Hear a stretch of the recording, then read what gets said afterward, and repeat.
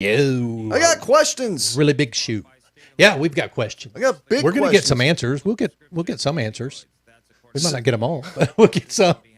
You know what we're gonna do? We're gonna bring Scott down here. We're gonna have one of those backyard fire cigar scotch conversations. That's what I'm talking about. That's what we're gonna do. All right, folks, get comfortable. We got our brother in arms, Scott Wolter. We're just getting everything fired off. Ops Lens is picking us up right now. We're hot on Mojo 50 Radio. We're hot on the YouTube. We're hot on the Facebooks, on Roku, and all of those fun places. All the fun everywhere places. You want to look right now. And if we're not on something that you want to look at, let us know. We'll see what we can do. We'll make it happen. Minute 45, Rocky. All right. Scott, I'm just doing this. There it is. Boom. Oh. All right. Oh, I'm slacking a little bit here, brother. Okay, copy. Post. Share. Boom. Bam. Paste. Post. Boom. All right. And one more time. Boom. Page. I got to figure out some more commercials. This commercial runs twice, right in a row, right in front of our show. What? And I'm not sure why. It's a 15-second commercial. It may be because it's the only 15-second commercial we have. What about Romika? Where's that at? I don't have. Well, that's out there, but it's a minute. You should automatically set up Romika to play right before our show. Probably. Okay, so we got 45 seconds. Sound. Okay, so that was good. And questions. Really big shoot. I got it. For our show. Okay, Probably. Sorry. There it is. Okay, so got it. All right. All right, we're all set. Welcome, everybody. Everybody there watching on video, welcome to the program. Super excited about tonight's episode. Seconds. We have brother at arms, Scott Wolter. We're going to get deep on a whole bunch of subjects. Share. Welcome, everybody on Ops Lens. And, of course, those listening on iHeartRadio and listening on Spreaker. Thank you so much for being here. Ron Phillips, 15 seconds. 15. He wanted to tell me that, so I felt it. 800-761-9334. 800-761-9334. That's 800-761-9334. Journey into the matrix of the mind. Stretch your imagination and challenge reality. Abnormal realities are beacons for the imagination. What society deems abnormal may be more real than we think. This is Abnormal Realities with your hosts, Ron Phillips and Rocci Stucci. You know, last night I was sitting around the fire. Actually, this is a really big candle. Don't judge me for that, but it was a really big candle. And I tried doing something like this type of, I'm sitting here and manifesting thoughts and mind stuff, and it didn't work. He sends me this video. It's real dark, got a flame from his tiki torch going in the background, and I could barely understand him. I'm pretty sure he was drunk, but I'm not sure of that. Dude, you told me it was really good. I did. I said that because you were high or drunk or something. Thanks, Ryan. That's what brothers do. We look out for one another. Hey, really quick before we kick off, Romika Designs, this broadcast is brought to you by Romika Designs. We do laser engraving, cutting, custom creations. You can find us at romikadesigns.com and on Facebook, TikTok, Twitter, at Romika Designs. Yeah, get busy. We got a great show tonight. Yeah, dude. I don't want to waste any more time. No, let me go ahead and introduce our guest tonight. We have special guest Scott Wolter. He is a forensic geologist, author, and TV host. Scott is known best as the host of the series America Unearthed. In addition to investigating and dating ancient artifacts, Scott was involved in analyzing fire damage to the concrete at the Pentagon after 9/11. He has even helped the Las Vegas police investigate a homicide where a victim was found buried in concrete. Ooh. He is the author of several books on geology, the Knights Templar, and theories related to pre-Columbian contact. Yeah, he is. So, ladies and gentlemen, join us in welcoming our buddy, Mr. Scott Wolter. Brother Scott. What's up, Scotty? Oh, did we lose his signal already? Oh, no. There he is. Oh, and he forgot one part, Scott, during the introduction. He did forget one part. And former semi-professional football player with the meatball, Scott Wolter. What's happening, brother? Oh, I'm doing great. And you're right. You know, those years we played in the MAFL were, I mean, it was kind of crazy. You know, it was super intense. but it was really fun. And I'm really glad I got to do it. Glad I got to do it with you. Yes, sir, man. I tell you, yeah, I'm one of those guys that age is just a number, and I don't just say that to try to accommodate my feelings. I feel my age every damn day. No, you don't. Yeah, I do. You kind of do when you go up the stairs. I do. I'm very breathing heavy. But I honestly, I don't lie. I say it. My dad still says it. My dad's 74. I still think I got a good season left of me until we get to that first practice and we run. And then things change. You know what? I play a little ball, and if somebody asked me to play, you know what? I would probably give it a shot. Probably not a good idea, but I'd probably do it. That's right. So, Scott, brother, I know, man, you're busy. You're busy. And before we even go get into this, I would just personally, on behalf of Ron and myself and so many people listening right now across the country, the world, brother, we thank you for the endless hours of work and research and dedication into so many different topics that play a pivotal part in America's history today. We're grateful and honored to have you today. Oh, well, listen, thank you so much. And, you know, I guess the one thing that I want to say is, you know, I don't do this in a vacuum. I'm not the only person that does this. And, you know, I feel guilty sometimes because I get all the credit because I'm the guy that's on TV and everybody associates, you know, this research with. And you know, I appreciate that. But if you had any idea how many people that help us, and my wife, Janet, I have a whole host of really smart people that I spend a lot of time bouncing ideas off. Does this make sense? Am I full of it here? What do you think? I mean, I love my own ideas, but sometimes I'm not right.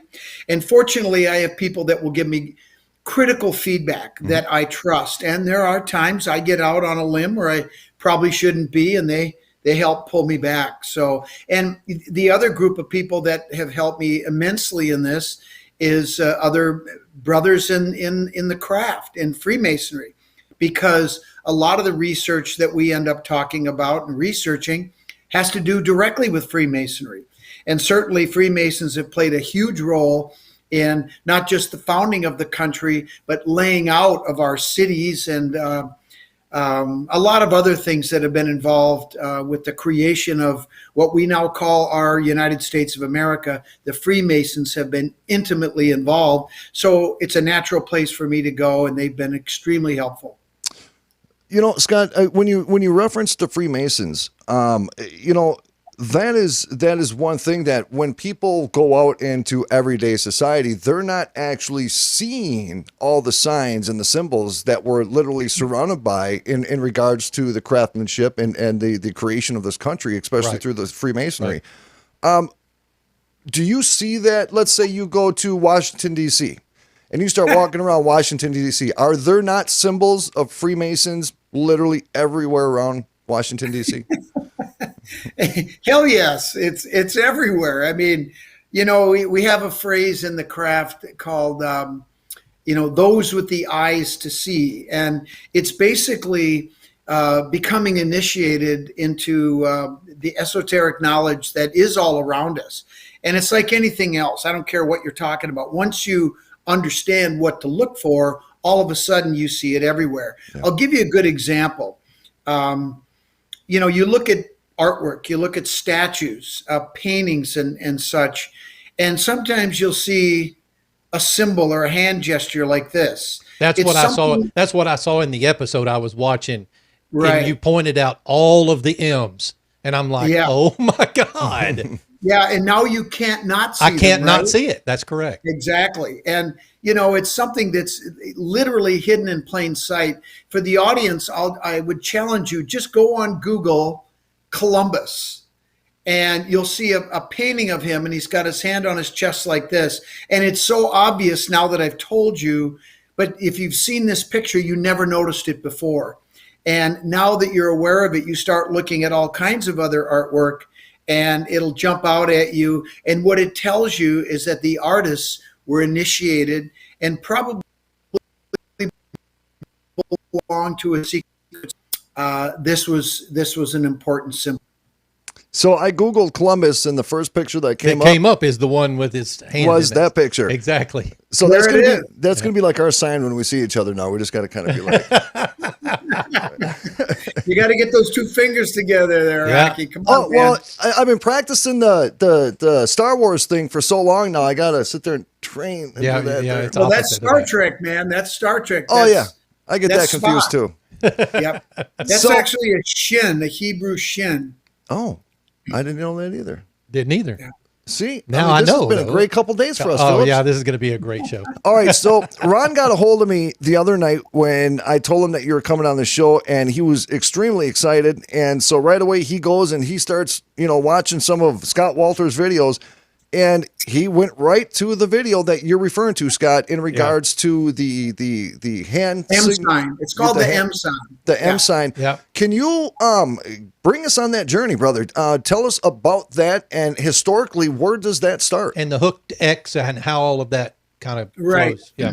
Well, the journey for me started with the Kensington Runestone, which is an artifact that was found in 1898 by a Swedish immigrant farmer who was clearing trees in preparation for farming. And he and his two oldest sons tipped over this 30-year-old aspen tree, and wrapped in the roots was this 202-pound stone that had a long inscription carved in runes, Scandinavian runes. And of course, it was an amazing discovery. The scholars were stumped by it. They knew that it was, carved in runes, which many people automatically associated with the Vikings, because the runic language, or the runic alphabet, does go back to the Vikings, but it continued on all the way up until actually the late 1800s. They were still using runes in parts of Sweden. But over time, the alphabet changed, the symbols changed. And on this stone, there were a lot of symbols they just couldn't make heads or tails of. One of them was, the hooked X. And Right. so when I started doing the work, I'm a geologist. I do forensics for a living. And my job initially was to try to figure out, is the weathering of this inscription old and possibly consistent with the date that's on the stone, which is 1362, which I might add is 130 years before Chris, that guy that didn't set foot on the continent, that Yeah. already had millions Yeah, of that people one. living here. Mm-hmm. You know that guy? So, of course, that was a huge thing. And we're talking about this runestone was found in the center of the continent, the geographic center of the continent. So they did, and frankly, now looking back, well, let me finish the geology part. I did a weathering study where I compared the weathering of the inscription with Revolutionary War era tombstones that have the date right on them. And I concluded that the weathering was older than 200 years. And that's from the date it was pulled out of the ground, because it hasn't been in a weathering environment since. So a lot of the stuff that we do in forensics boils down to simple logic. And the logic is this. It's either a late 19th century hoax, as everybody claimed for the last 100 years, Right. or it's not. What else have you got, right? Well, the geology told me that a late 19th century hoax was impossible. So therefore, the only other conclusion that you have is it must be genuine. And that's what I said. And the reason is I trust rocks. I don't trust some people, if you know what I mean. Mm-hmm. And Oh yeah, we know what you mean. yeah, I know you know what I mean. Anyone walking on the planet knows what I mean. But anyway, the point is this, is that the rock told me it was real. I trusted the rock. Therefore, somebody carved it. Mm-hmm. They came from some place, and they came here to the center of the continent for some reason. And so those were the next questions that I started to investigate. And frankly, guys, the evidence trail led me straight to the island of Gotland in Sweden, where there were 99 churches that were all Cistercian. What are Cistercians? Well, they were the white monks that founded a military order called the Knights Templar. And so my getting to the Templars, some people say, oh yeah, the Templars isn't that convenient. Well, no, it's not convenient. It's a fact. Okay. Yeah. And all the language, all the runes, all the dialect, all the stuff that was supposedly a problem, I found on that island.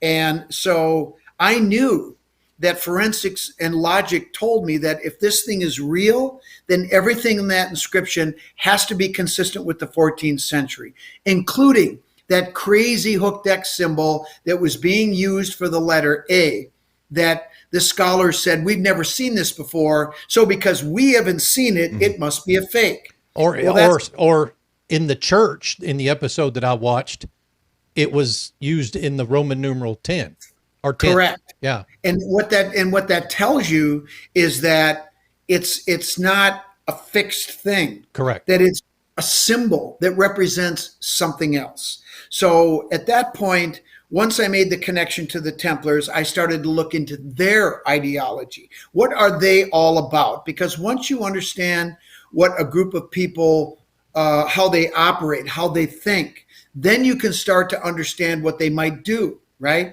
And why would they want to come over here? Well, for crying out loud, talk about an easy evidence trail to follow. The Knights Templar were put down in 1307, right? Less than 50 years before the runestone, or what was it, 55 years before the runestone was found over here. And what happened was these guys were arrested, tortured, and burned by the Roman Catholic Church and the King of France, Philip the Fair. So we've got the monarchies and the Roman Church that are outlawing the Knights Templar. So if you embrace their ideology, and one of the amazing things that we discovered was that the ideology of the Templars was not Catholic. In fact, all they did was pretend to be Catholic. In fact, what their true ideology was, they embraced the feminine aspect of the Godhead. Now, here's another thing. Remember, this is all logic. This isn't magic. This isn't hocus pocus. This is simple logic. But if the Templars had come over here, at least after 1362, or 1307. In fact, they came over in the beginning of the 12th century and had been coming over here for 400 years prior to colonization, before they started to settle this continent. They interacted with who? The natives, the Native Americans. Right. Well, isn't it interesting if you understand the indigenous cultures, they're all matriarchal. They venerate the great goddess too. So they formed a strategic alliance. They became blood brothers, rituals together. They intermarried.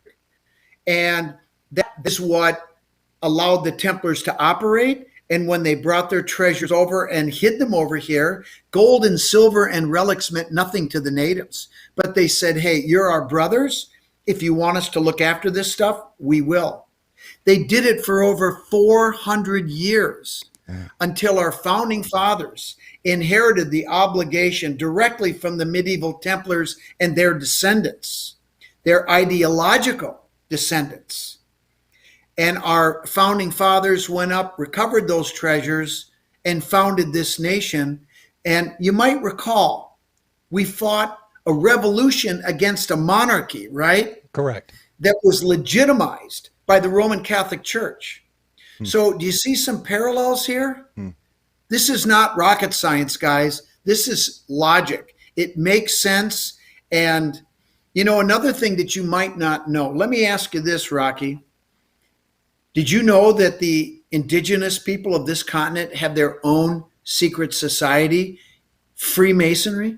I had no idea, and I'm kind of embarrassed that I don't know that. Well, don't feel bad, brother, because very few people understand this. It's called the Magdalene, and you can look it up, and they've been practicing these rituals for thousands of years. And in fact, the rituals that we inherited in Freemasonry, for those that don't know, I'm a Mason.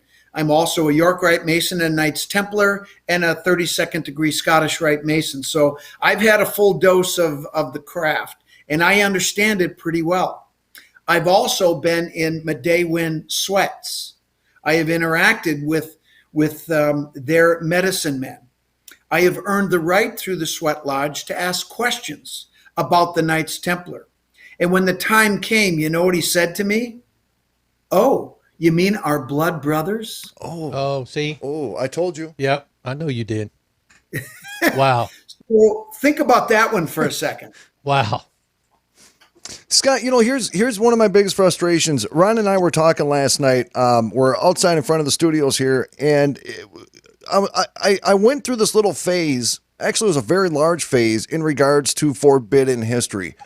What is your outlook, I guess, the best word I can come up with real quick, in regards to why does modern society, modern governments, modern countries try to bury some history that could actually benefit societies today in regards to our growth, the evolution of the human species? Why are they keeping it from us? Yeah. What is the purpose? Well, the simplest explanation I can give you is that by telling us the truth, they lose power. I'm sorry to the Christians that are out there, but I'm just going to tell you, the Roman Catholic Church and the Jesuits that are out there doing their bidding are some of the most dangerous people when it comes to truth and, really making things the way they should be. And I'm going to just get heavy for a second here, but I'm just going to lay it on you. Okay. Please. And please do. This is what it's all about. This is the problem that I have with any organized religion. What they require you to do is to go through a human conduit to get to Creator, right? And anytime you involve a human conduit, that's when you're going to have problems. I don't need to tell you about the problems of the Catholic Church. They've been their own worst enemy. In Freemasonry and in some of the other faiths or spiritual journeys that other people embrace, they understand that you don't need that human conduit, that you can have a relationship with deity, whatever you call it, however you want to venerate it, whatever you want to do. That is your personal relationship, and it's nobody else's business what you do and what relationship you have with your Creator. Now, if you find like-minded people that embrace a similar thought process, then it's great to get together and do it together. And if some people are happy doing it in church, doing it with the Roman Catholic, that's fine. But all I'm telling you is you don't need that human conduit. You don't need to be beholden to them to achieve salvation. You can do it all by yourself, and it's not hard. I don't know. That's it. Boy, it's deep, but I completely understand what you're saying. Some of the other things, and we're about 4 minutes before we have to take a break, Scott. So bear with us and hang with us. No, this is good. Yeah. But one of the things I thought prominent amongst all the other things in the episode that I watched the other night was that when Christopher Columbus came over here, all 3 ships were flying sails that had the Templar cross on them. Yeah. That was why is that? I had never noticed it before until you pointed it out. Yeah. Well, and the names Nina, Pinta, and the Santa Maria have a lot to do with the ideology that I've been telling you about. But there's more. Now there was a lineage that they were trying to protect or carry on, if I'm not mistaken, correct? Absolutely. The bloodline, the people that we call the Venus families, who are the ones that financed and supported the founding of the Cistercians and the Templars. And they're still around to this day. And many of our founding fathers are part of that lineage. And, frankly, when the Templars were over here for 400 years, I told you about those pesky Jesuits. What a lot of people don't realize is that there was a secret war that went on this continent during that time because the Jesuits were hunting them down and trying to kill them because they had taken the bloodline that flowed in their veins and intentionally put it into their native brethren to protect it over here. And it might help you to understand better why the genocide happened after we started to settle this continent.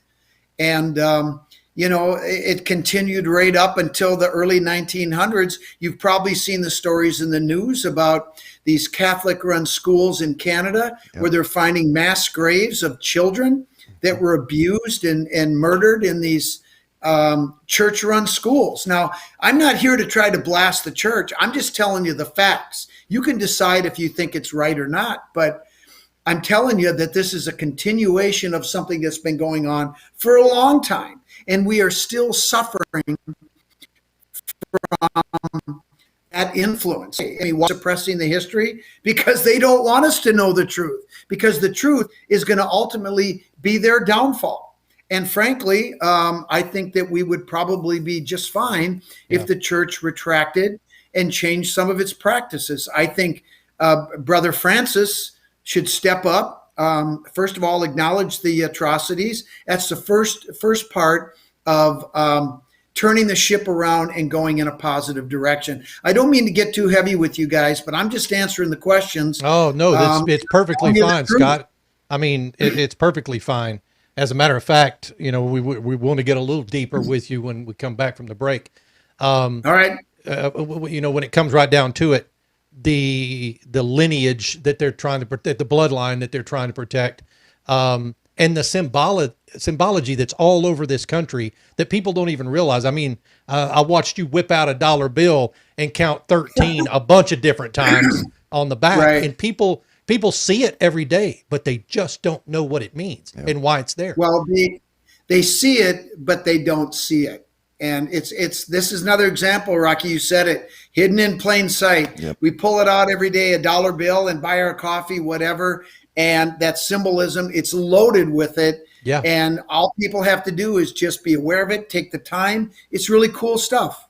Oh, man, I'm telling you, Scott, deep is good. We like it. We're going to get deeper when we come back from the bottom of the hour break, folks. I'm telling you, my brother, Scott Wolter, if you guys don't know who he is, I don't think we can be friends. That's all I got to say about that.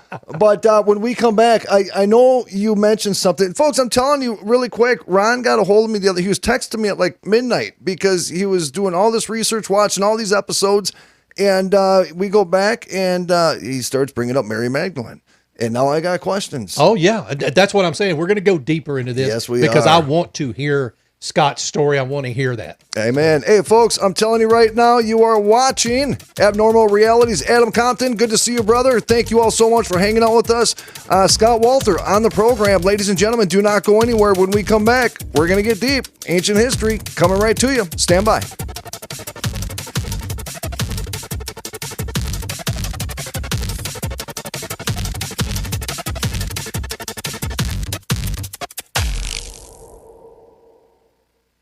Hi, and thank you for listening. My name is Ron Phillips. All right, we're clear. Let me get back over here to Scott. Yeah, Ron got a haircut, Thomas Becker. I did. Do I have time to pee real quick? Yes, you do, yes, brother. Sir. Yes, you do. All right. All right, stand by. What's up, Travis Thorpe? I guess I should have told him we were still. Yeah, on we're Facebook. still hot. Adam Compton said it was a Greek cross they use. Adam Compton, he's a friend of mine. He wears cowboy boots. Okay. He knows what's up. He knows what's up. He knows what's up. That's my boy. That's right. That's right. He knows what's up. Yeah. Hey, I got somebody I can't even say where it's at. I got somebody working right now, Adam, but don't go check on them till 8:00.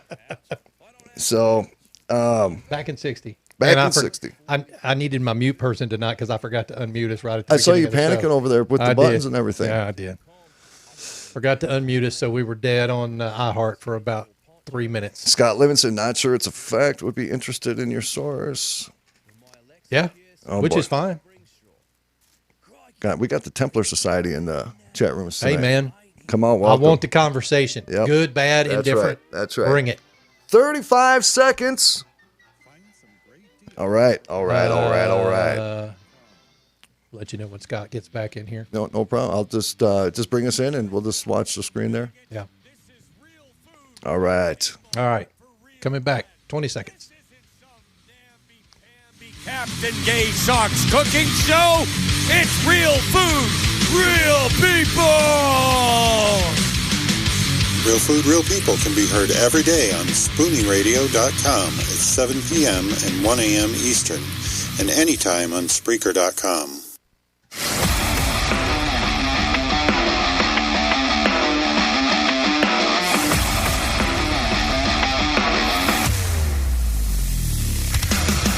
Ladies and gentlemen, this is Abnormal Realities. My name is Ron Phillips, and this is Rocci Stucci. How you doing? We have a fantastic guest on with us tonight, Mr. Scott Wolter, and we're just going to get right back into it. Scott's back from his trip there, so welcome, Scott. Thanks for joining us tonight. Man, we've already gotten kind of deep into some things, but Rocky's got some questions for you. It's going to dig us a little deeper. And guys out there that are listening to us and watching us, please, if you have comments, throw them in the chat rooms. We're on the YouTube Abnormal Realities page. Rocky's in that chat room. We're in the Facebook chat room. Twitter. Ask the questions, good, bad, indifferent. We want to hear about it. Rocky. All right, so Scott, when Ron called me in the middle of the night the other night because he was so entranced in everything, he got the dose of Scott Wolter in his face, brother, right? Oh, it was great. And he was messaging me all this stuff, and then he brings up Mary Magdalene. He brings up Mary Magdalene.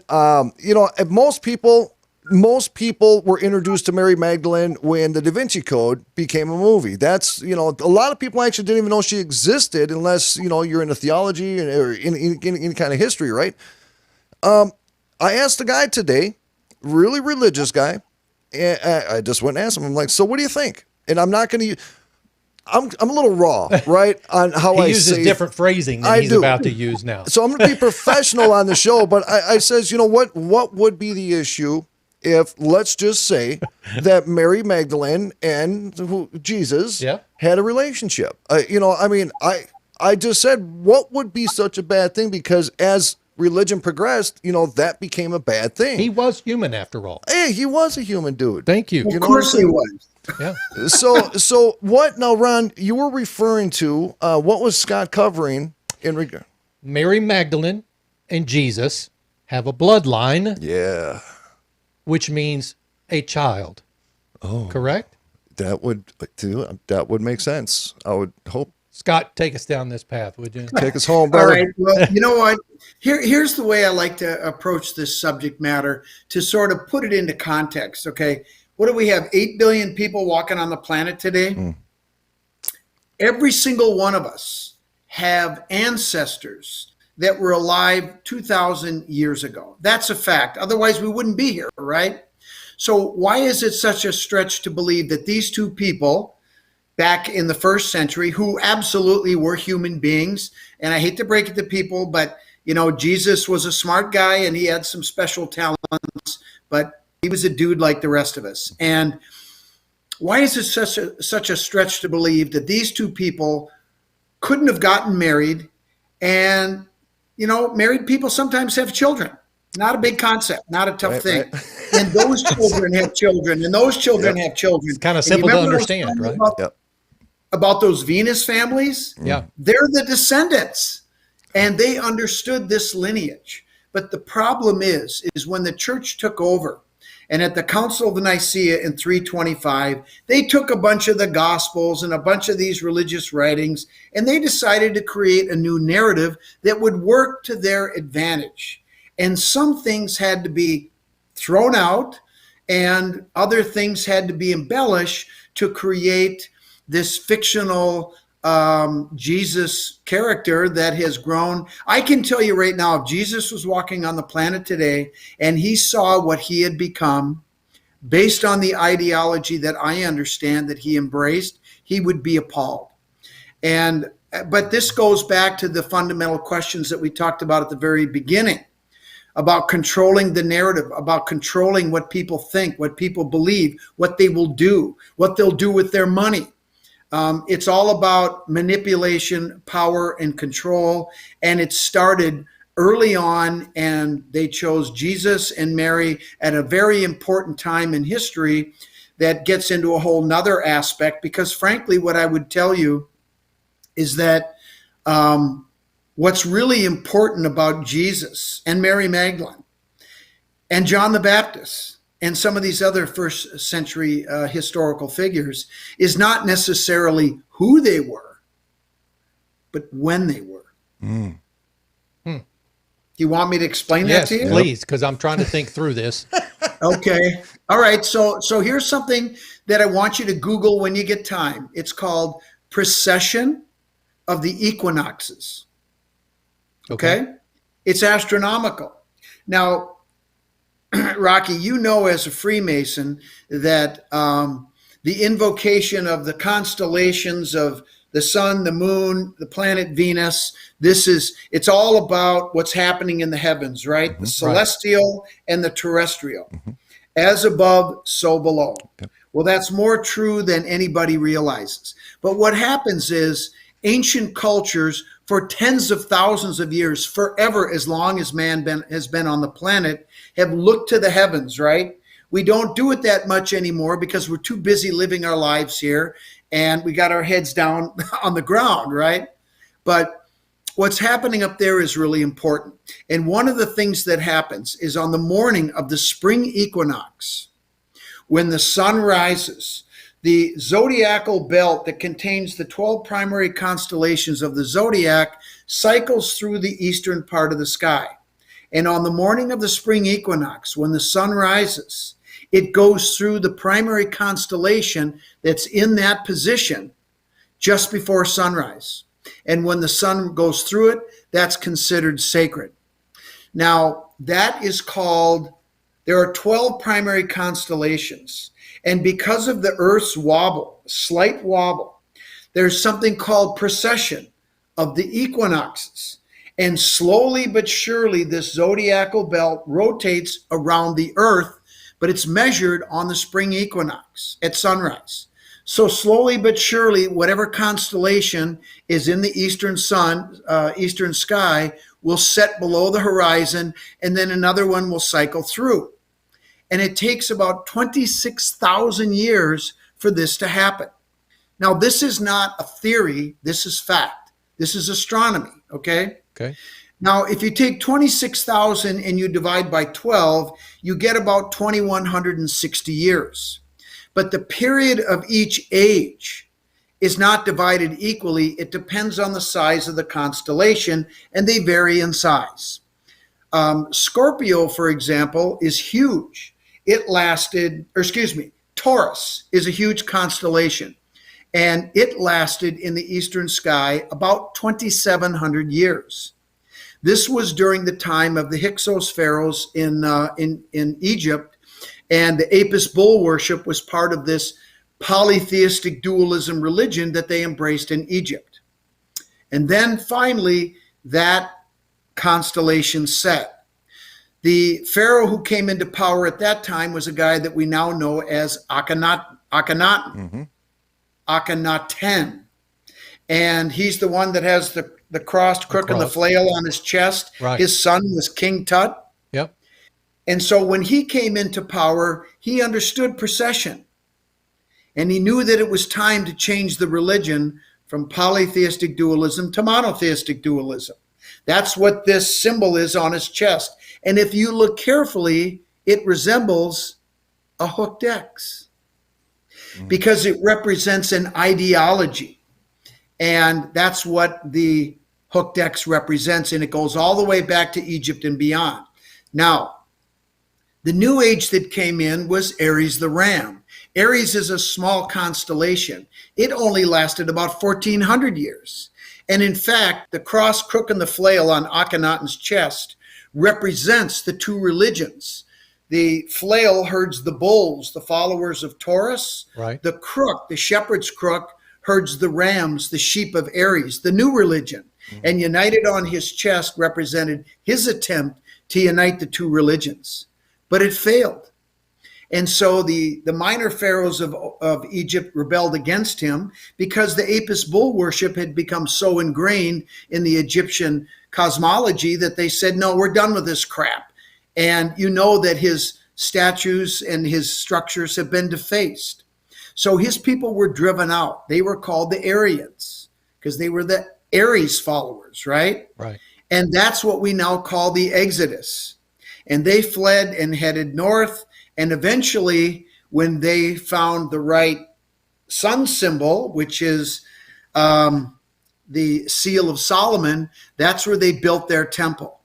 Now, let's go forward, okay? The age of Aries the Ram was very short.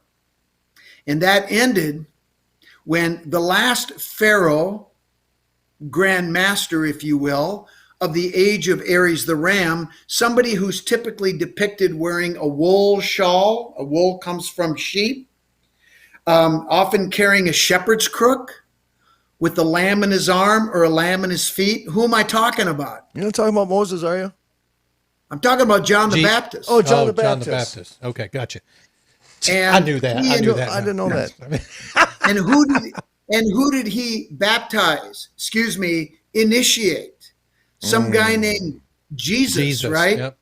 Who was born of the Lamb of God. Have you ever heard of that? Yes. You know what that means? He was born in the last 4 years of the age of Aries the ram, the lamb, right? And then he becomes the new pharaoh, the new king, the new leader of this ideology in the new age of Pisces the fish, right? If you're a follower of Jesus, you're a follower of the fish. So am I starting to make sense, guys? Yes, you Yes, are. actually. Okay. What the Now, hell? here's where it gets good. Now, how long has it been since Jesus and John the Baptist time? 2000, What year is it? 2021. Okay, I'm a little confused. I'm got a lot of information going through my face right now. Okay, I got to absorb all this. Okay, so it's been about 2,000 years, right? Yeah. Have you ever heard of the song by the Fifth Dimension, "The Dawning of the Age of Aquarius"? Yep, I'm Yeah. an Aquarius. Oh, you are? I Okay. am, yeah. So did you know that the symbol of Aquarius is the feminine water bear, right? Correct. The goddess. Yeah. It's two rivers coming together, flowing as one. People are to come together. The ideologies are supposed to come together during this time. Do you remember in 2012 when we were all worried about the end of the world? End of the world, yeah. Right? The Mayan calendar. Yeah. And the reason is the Mayan calendar documents precession. And the age of Pisces is ending right now. And the new age is starting, which is Aquarius. But there's something even more profound than that. It isn't just the end of another age, if you will, of the 12 in the precessional cycle. What we are living through right now is the end of the 12 great year cycle that's 26,000 years long. Think about that. We are living through right now one of the most profound moments in human history, and what has been prophesied by the ancients. You can take it or leave it if you want. But they said, as we make this transition, we are going to go through a period of turmoil. Well, for Christ's sake, if you can't agree that we're going through turmoil, I'm not talking about politics. Yeah. Look at the fires that are raging. Yep. We got pandemics that are going on. Right. The world's a mess, right? And so this was all predicted. And it has to do with precession. And if you go back even further, the pyramids and the Sphinx, the original head of the Sphinx was a lion. It was recarved about 4,000 years ago. And it dates back over 10,000 years.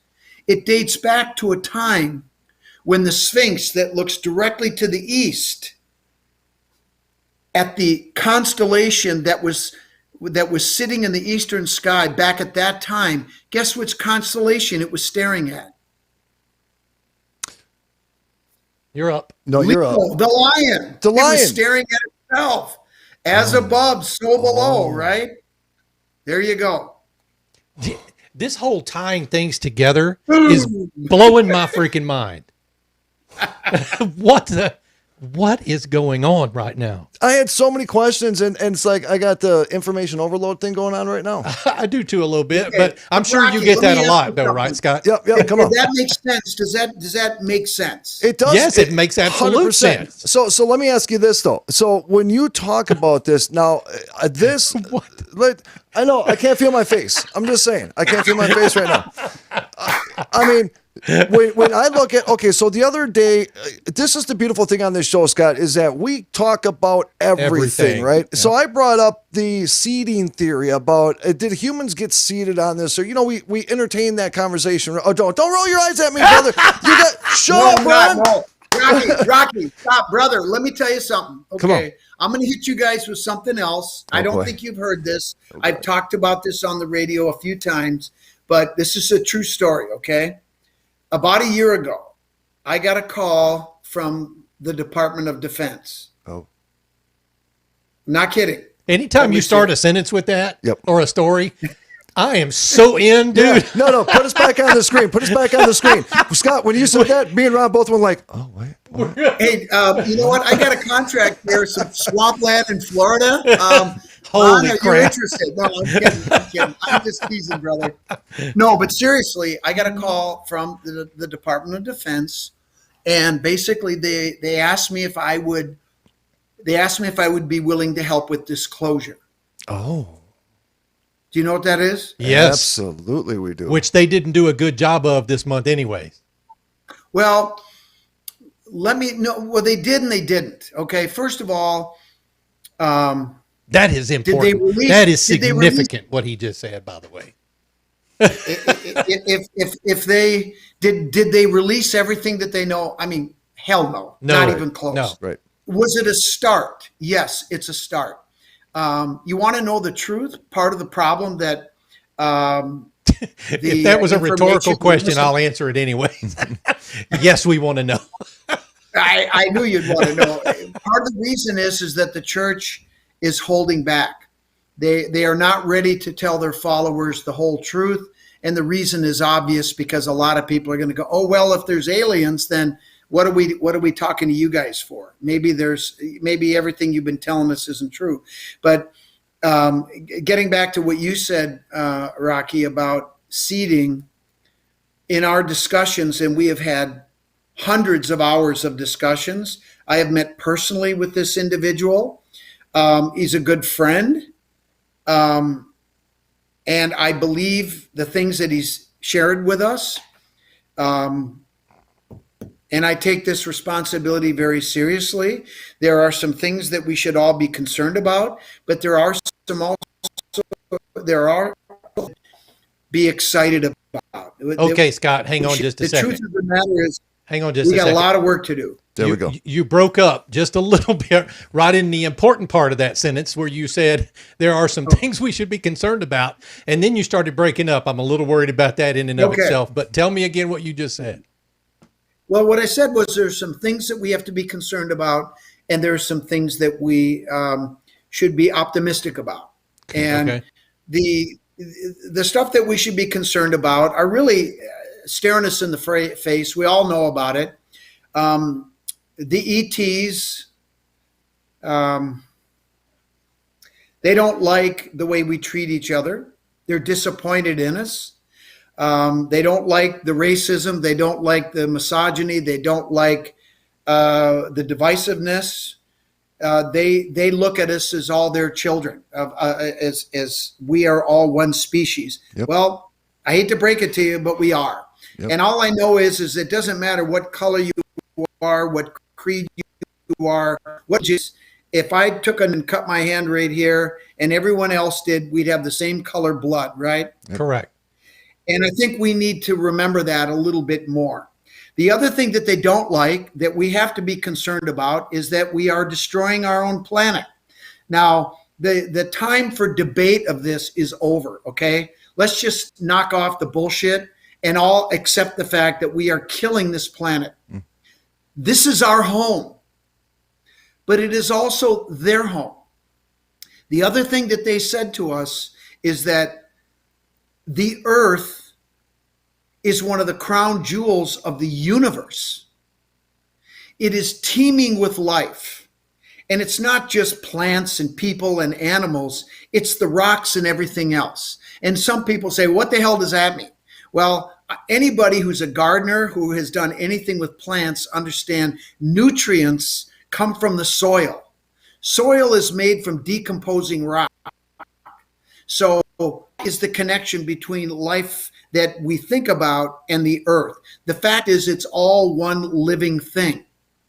And what they will not let us do, the ETs, is destroy this planet with nuclear weapons, because that will destroy this planet.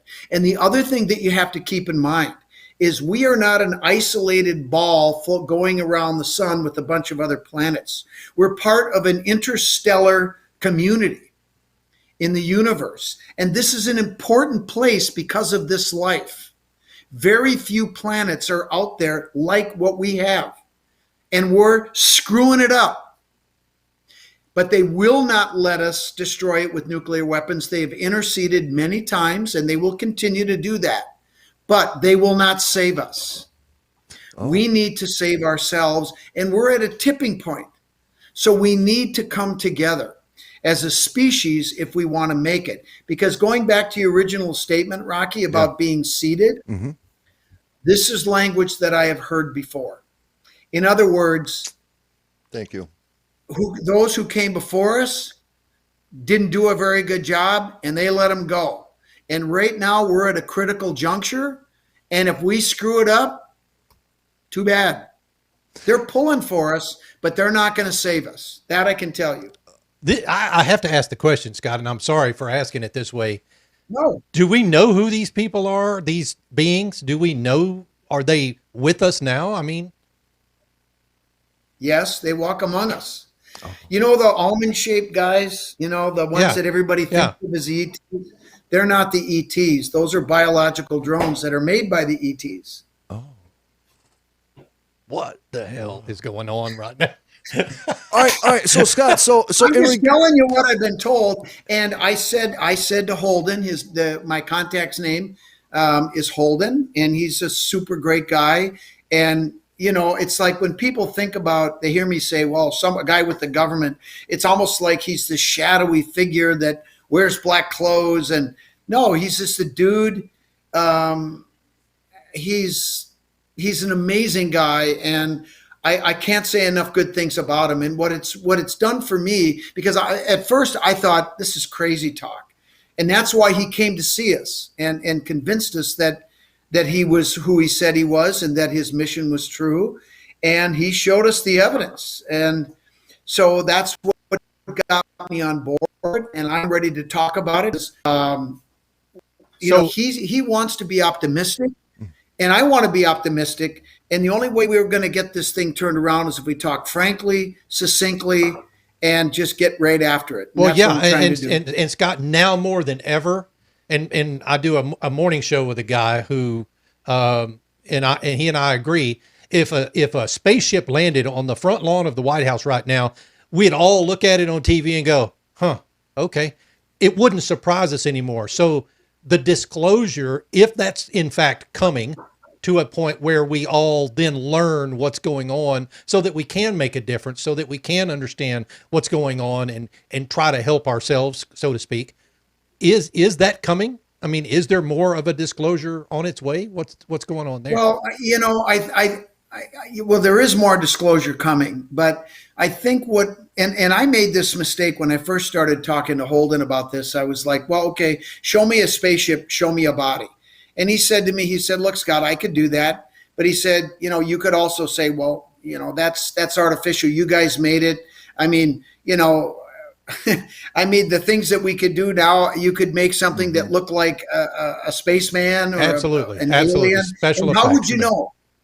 Now, but on the other hand, what he told me, which I found very convincing, and in fact, we can all do it.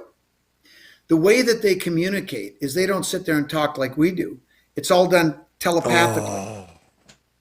And there's this thing called collective consciousness that they understand. And that's the world that they live in. That's how they operate. And it's going like this, right? And we are primitive, right? We verbalize, and sometimes we can't even speak, you know, so another person can understand. But we have the ability to communicate with them. Mm-hmm. We can call them in, and they'll come if you do it correctly and if you do it sincerely. And it's called a CE5 experience, Close Encounters of the Fifth Kind. Yep. And it has to do with this collective consciousness, that we have this innate ability. It's inside of us. We just don't know how to use it. And so I see some tremendous opportunities here. I think it's exciting, and they're just waiting for us to reach out to them. And if we do it in the right way, they'll come. Yeah. And they would love nothing more than for the human race to get its shit together and be part of the interstellar universe. I don't know how else to say it. I would actually enjoy the same thing. Absolutely. The same kind of consequences. Yep. Now, Scott, we have 3 minutes left here. My God, I didn't know we were going to go down this road. I got so many questions. There's so much we got to talk about. Holy crap. All right. So really quick, though, there was a question in Twitter that I just want to throw at you real quick. But, when you research abductee cases, anytime that there was some kind of communication from the alien, let's just use that term, alien, to the human being, there was never no lip movement. It was all telepathy. It was all telepathy. They never seen any. You get what I'm saying? Yeah. So that's exactly what Scott's saying. Now, wait, okay, 2 minutes and 30 seconds. I'm talking too much. There was a question here on Twitter, and we're gonna just skim the surface because you have big things coming up. But the question on Twitter was, how do you feel about Oak Island? Well, I'm just going to say, I've said the same thing since day one. There's no treasure there. And I think after 8 years, they've proven that that's probably the case. And I would just tell people to enjoy it as a TV show and not get your hopes up. And what do you have coming up for your followers, your research? What's going on in Scott Wolter's world right now? Well, there's a lot going on right now. Masonically, I have a lot of lectures that are coming up. And one of the things that I've been trying to get the craft to do is to open up a lot of these lectures more to the public than just keep them in-house. I mean, let's face it, the truth is, there's no secrets that we have in Freemasonry that are going to change the world. I hate to tell you, we're not part of the Illuminati. We don't have the world secrets. We don't run the world. If we do, I'm not part of it. They didn't tell me. Maybe I'm not worthy or whatever. But I think that the information that we have that does dovetail with Freemasonry is important for the public to hear. And frankly, I think the more open we are, the better chance we have of getting more brothers to join. And there's also opportunities for women. Personally, I don't think there's anything that we do in Lodge that the ladies can't handle, but it's a tradition that is a fraternity, and I'm not here to try to change it. But, I think it's a wonderful thing. Its history is well documented, and I think that there's good things coming. We also might possibly have a Scott, TV show.